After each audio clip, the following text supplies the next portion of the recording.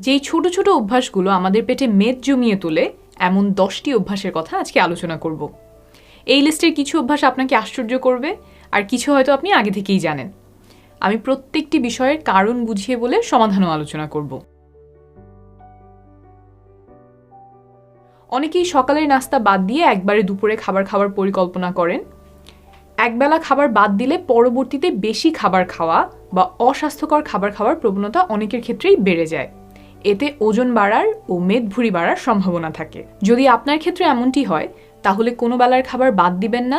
যদি খাবার বাদও যায় তখন সতর্ক থাকবেন যেন পরের বেলায় অতি ভোজন বা অস্বাস্থ্যকর খাবার না খাওয়া হয়। টিভিতে খেলা, নাটক বা অন্য কিছু দেখতে দেখতে যদি খাওয়ার অভ্যাস থাকে তাহলে মেদভুঁড়ি জমার সম্ভাবনা থাকে। কিভাবে? সমস্যাটা টিভি বা খেলা বা নাটকের না, সমস্যাটা হচ্ছে আনমনে খাওয়ার। আপনি যখন আরেকটা কাজে ব্যস্ত, আপনি কতটুকু খাচ্ছেন সেটার দিকে সাধারণত মনোযোগ কম থাকে। প্রয়োজনের চেয়ে বেশি খাওয়া হয়ে যেতে পারে। আর অনেক সময় এই টিভি দেখতে দেখতে খাওয়া আমরা খিদা লেগেছে বলে খাই না, বরং টিভি দেখতে দেখতে কিছু একটা খেতে হবে এমন অভ্যাস হয়ে গেছে তাই খাই। আবার এই খাবারগুলো অনেক সময় স্বাস্থ্যকর হয় না। দেখা যায় ভাজা পোড়া, মুড়ি চানাচুর এসব খাবার আমরা এক হাতে নিচ্ছি আর খাচ্ছি। এই যে অস্বাস্থ্যকর খাবার, পরিমাণে বেশি, অতিরিক্ত ক্যালোরি, এইসব কারণে শরীরে চর্বি জমার একটা ক্ষেত্র তৈরি হয়। তাহলে সমাধান হিসেবে কোন কোন সময়ে আপনি আনমনে খাবার খান সেটা খুঁজে বের করবেন। আর একটু আগে যে মাইন্ডফুল ইটিং এর কথা বললাম সেটার চর্চা করতে পারেন। মানসিক চাপ বা স্ট্রেসের কারণে মেদভুঁড়ি জমে এবং এটা হয় কয়েকভাবে। আমরা যখন দিনের পর দিন মানসিক চাপে ভুগি তখন আমাদের শরীরে কর্টিসল নামের একটা হরমোন নিঃসরণ হয়। এই হরমোনটা বাড়লে অতিরিক্ত চিনি বা চর্বিযুক্ত খাবার খাওয়ার ক্রেভিং বা প্রবল ইচ্ছা জাগতে পারে। ওজন বা মেদভুঁড়ি বাড়াতে কর্টিসলের প্রভাব এখানেই শেষ না, আরও 3টা কাজ সে করে।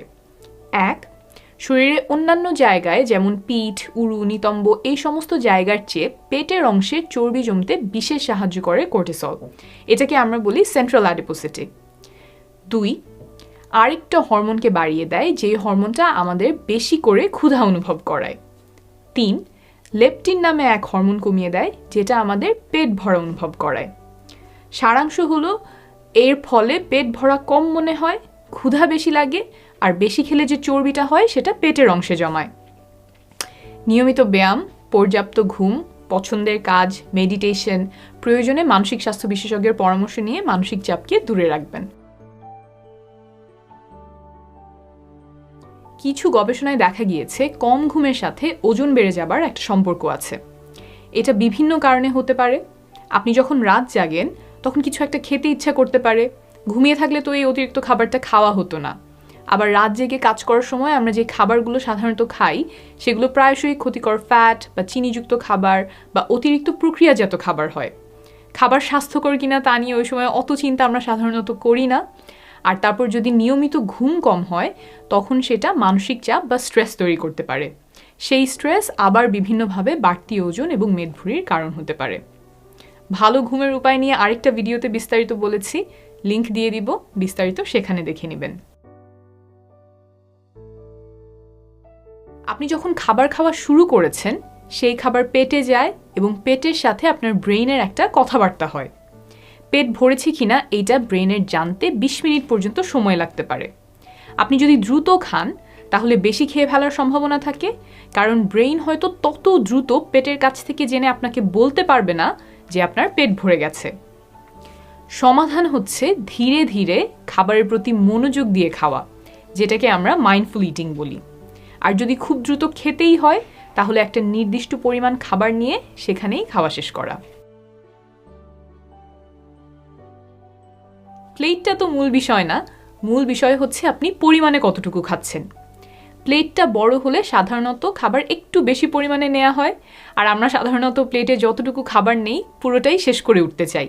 হয়তো কিছু বাকি থাকতে আমার মনে হচ্ছে পেট ভরে গেছে, কিন্তু প্লেটে যেহেতু খাবার আছে সেই খাবারটা রেখে আমরা উঠতে চাই না, আর এভাবেই প্রয়োজনের অতিরিক্ত খাওয়া হয়ে যায়। তাই শুরু থেকে যদি প্লেটটা একটু আকারে ছোট হয় বা খাবার নেয়ার সময় আমরা পরিমাণটা খেয়াল রাখি তাহলে প্রয়োজনের অতিরিক্ত খাওয়ার সম্ভাবনা কমবে। দাওয়াত খেতে গেলে আমরা অনেক সময় সৌজন্যবোধ থেকে বেশি খেয়ে ফেলি। প্লেটে কেউ খাবার দিয়ে দিলে সেটা শেষ করে ওঠা কর্তব্য হিসেবে ধরে নেই। আবার বন্ধু বান্ধবের সাথে দেখা হলে পেট ভরা থাকার পরেও কিছু একটা অর্ডার দেয়া হয়। এই অভ্যাসগুলো ওজন বাড়াতে ও মেদভুঁড়ি জমাতে পারে। এই চক্র থেকে বেরিয়ে আসতে হলে সচেতনভাবে সিদ্ধান্ত নেওয়া প্রয়োজন। অতিরিক্ত খাবার শরীরে যে সকল বিরূপ প্রভাব ফেলতে পারে সেটা মাথায় রেখে খাবার খাওয়ার বা না খাওয়ার সিদ্ধান্ত নেবেন। দাওয়াতে আরেকটা প্রচলন হচ্ছে শেষে মিষ্টি জাতীয় খাবার খাওয়া। এই ক্ষেত্রেও খেয়াল রাখবেন যেন অতি ভোজন না হয়। পরিমিত পরিমাণে মিষ্টি জাতীয় খাবার খাবেন। সাদা চাল সাদা আটা তৈরি করার সময় ফাইবার সহ অন্যান্য প্রয়োজনীয় পুষ্টি উপাদান ফেলে দেওয়া হয়। ফাইবার আমাদের খাবারকে আস্তে আস্তে হজম করতে সহায়তা করে। ফাইবার ফেলে দেওয়ার কারণে খাবারগুলো দ্রুত হজম হয়, রক্তে ব্লাড সুগারের মাত্রা দ্রুত বেড়ে যায়। বিভিন্ন গবেষণায় দেখা গেছে সাদা চাল সাদা আটার মতো এমন প্রক্রিয়াজাত শস্যদানা বেশি খাওয়ার সাথে মেদভুঁড়ি সম্পর্কযুক্ত। অন্যদিকে লাল চাল বা ঢেকি ছাটা চাল, অনেকে যেটাকে কুড়াকাটা চাল বলেন, তারপর লাল আটা এমন গোটা শস্যদানা বেশি খাওয়ার সাথে মেদভুঁড়ি কম হওয়ার সম্পর্ক দেখা গেছে। তাহলে কি করা যেতে পারে? লাল চাল বা ঢেকি ছাটা চাল খাবেন। আমি দুইটা চাল আপনাদেরকে দেখিয়ে দেই। এইটা সাদা চাল আর এইটা লাল চাল। এই লাল চালের ওপরের পরতটা ফেলে দিয়েই সাদা চাল তৈরি করা হয়েছে। সাথে সাথে অনেকগুলো প্রয়োজনীয় পুষ্টি আমরা হারিয়েছি। আস্তে আস্তে লাল চাল লাল আটা খাওয়ার অভ্যাস গড়ে তুলবেন। প্রথমে ভালো নাও লাগতে পারে, কিন্তু এটা মেদভুঁড়ি কমাতে সাহায্য করবে এবং স্বাস্থ্যের জন্য অনেক উপকার করবে। লো ফ্যাট খাবারে মেদভুঁড়ি হতে পারে, এটা শুনেই আপনার কাছে একটু খটকা লাগতে পারে, কারণ আমরা সাধারণত মনে করি যে লো ফ্যাট খাবার হচ্ছে স্বাস্থ্যকর। এটা সত্য যে লো ফ্যাট খাবার স্বাস্থ্যকর হতে পারে, তবে সব ক্ষেত্রে না। একটু ব্যাখ্যা করলেই বুঝবেন। একটা খাবার যখন লো ফ্যাট করা হয় তখন সেখান থেকে ফ্যাট সরিয়ে বা কমিয়ে ফেললো। এতে খাবারটা অনেকের কাছেই কম সুস্বাদু লাগে। খাবার কম সুস্বাদু হলে তো বিক্রি হবে কম। সুস্বাদু করতে আর বিক্রি বাড়াতে তখন ওই খাবারে অতিরিক্ত চিনি যোগ করে দেওয়া হয়। অতিরিক্ত চিনি অনেক ক্যালোরি যুক্ত করে, অস্বাস্থ্যকর এবং ওজন বাড়ায়। আপনি হয়তো ভাবছেন লো ফ্যাট খাবার খাই তবুও কেন ওজন বাড়ে? এটা কেন হতে পারে তা জেনে গেলেন। এখন লো ফ্যাট খাবার কেনার আগে সেই খাবারে চিনি যোগ করা হয়েছে কিনা দেখে নেবেন। শুয়ে বসে থাকলে যে শরীরে চর্বি জমে এটা সবাই জানেন, তাই এইটা নিয়ে বেশি কথা না বলে সমাধান বলি। সপ্তাহে 5 দিন মাত্র 30 মিনিট করে দ্রুত হাঁটলেই অনেক উপকার পাবেন। রোগ ব্যাধির সম্ভাবনা কমবে, শরীরে চর্বির পরিমাণ কমবে। রাতারাতি চর্বি কমার আশা করবেন না, হাঁটা চালিয়ে যাবেন। সাথে কিছু ভারোত্তোলন করতে পারলে আরও ভালো। আর অন্য কোনো ব্যায়াম আপনার জন্য উপযুক্ত হলে সেটা তো করতেই পারেন। এই ভিডিওতে কয়েকটি অস্বাস্থ্যকর অভ্যাস নিয়ে কথা বলেছি মাত্র। স্বাস্থ্যকর জীবনযাপনের উপায় নিয়ে অতীতে কিছু ভিডিওতে কথা বলেছি, ভবিষ্যতে আরও আলোচনা হবে। আপনার সুস্বাস্থ্য কামনা করছি।